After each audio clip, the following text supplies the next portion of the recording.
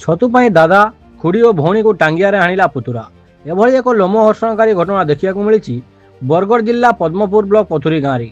ଘଟଣାସ୍ଥଳରେ 2 ଜଣଙ୍କ ମୃତ୍ୟୁ ଘଟିଥିବା ବେଳେ ଦାଦାଙ୍କୁ ଗୁରୁତର ଅବସ୍ଥାରେ ମେଡିକାଲରେ ଭର୍ତ୍ତି କରାଯାଇଥିବା ଜଣାପଡ଼ିଛି। ସୂଚନା ଅନୁସାରେ ପଦ୍ମପୁର ଥାନା ପଥୁରୀ ଗାଁର ବିଶିକେଶନ ନାଗ ତାଙ୍କ ବିଲରେ ଛତୁ ଚାଷ କରିଛନ୍ତି। ରବିବାର ଦିନ ସନ୍ଧ୍ୟା ସମୟରେ ବିଲରୁ ଫେରିଲା ପରେ ଛତୁ ଚୋରି ହୋଇଯାଇଥିବା ବା ନଷ୍ଟ ହୋଇଥିବା ଜାଣି ବିଶିକେଶନ ପାଟି କରିଥିଲେ। ପରେ ତାଙ୍କର ପୁତୁରା ପୁଚୁ ନାଗ ଓରଫ ଶଶିଭୂଷଣ ନାଗଙ୍କ ମଧ୍ୟରେ ବଚସା ହୋଇଥିଲା। ସକାଳୁ ମଧ୍ୟ ଉଭୟଙ୍କ ମଧ୍ୟରେ ପାଟିତୁଣ୍ଡ ହୋଇଥିଲା। ଏହାକୁ ନେଇ ପୂର୍ବାହ୍ନରେ ପୁତୁରା ଦାଦାଙ୍କୁ ଆକ୍ରମଣ କରିଥିଲା। ବିଶିକେଶନ ତାଙ୍କ ଜ୍ୱାଇଁଙ୍କୁ ଡାକି ପଦ୍ମପୁର ଉପଖଣ୍ଡ ଚିକିତ୍ସାଳୟକୁ ନେଇଯାଇଥିଲେ। ସେହି ସମୟରେ ପୁତୁରା ଜଣକ ପୁଣି ଖୁଡ଼ି ବେଲମତି ଓ ଭଉଣୀ ସାବିତ୍ରୀଙ୍କୁ ଟାଙ୍ଗିଆରେ ହାଣି ଆକ୍ରମଣ କରିଥିଲା। ଘଟଣାସ୍ଥଳରେ ଖୁଡ଼ି ଓ ଭଉଣୀଙ୍କ ମୃତ୍ୟୁ ହୋଇଥିଲା। ପରେ ଅଭିଯୁକ୍ତ ନିଜେ ଯାଇ ପଦ୍ମପୁର ଥାନାରେ ଆତ୍ମସମର୍ପଣ କରିଥିଲା।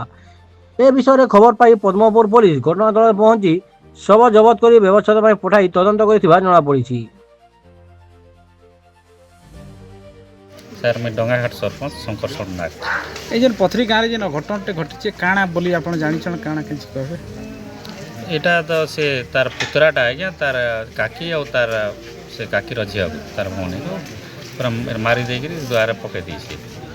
କେତେ ରଲେ এটা এন্ডা হয়েছে কাଣା কিছু জনা পড়ুছে কিছু যাহা কহবার হিসাবে ଯାହା କହିବାର ହିସାବ ବୋଲେ ଆମେ ତ ଆଗରୁ କିଛି ନାଇଁ ଜାନି ସେ ତାର ଜ୍ୱାଇଁ ଆସିଲା ପରେ କହୁଛନ୍ ସେଟା ଗୋଟେ ସେ ଛତୁ ଚାଷ କରିଥିଲେ ତାଙ୍କର ଶ୍ୱଶୁରଟା। ତ ସେ ଛତୁଟା କିଏ ଘିଚି ନେଇଯାଇଛି। ତ ଆସିକିରି ସେ ହୁଡ଼ା ଗୁଦା ଗଲା କିଏ ନେଇছে ବୋଲିକିରି କହିଲା। ତ ସେ ପିଲାଟା ଯିଏ ମାରିଛେ ସେ ମୋତେ ବୋଲି କହୁଛେ ବୋଲି ଭାବଲା ଆଉ ସେ ମାରି ଦେଇছে ବୋଲି ସେ ତାର ଜ୍ୱାଇଁ କହୁଥିଲେ।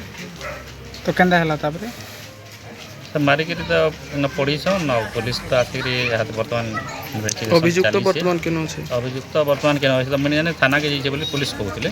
ତ ପହିଲା ଅଭିଯୁକ୍ତ ଥାନାକେ ଯାଇକିରି ଏଫଆଇଆର କଲା ପରେ ପୋଲିସ ଆସିଛି। ওকে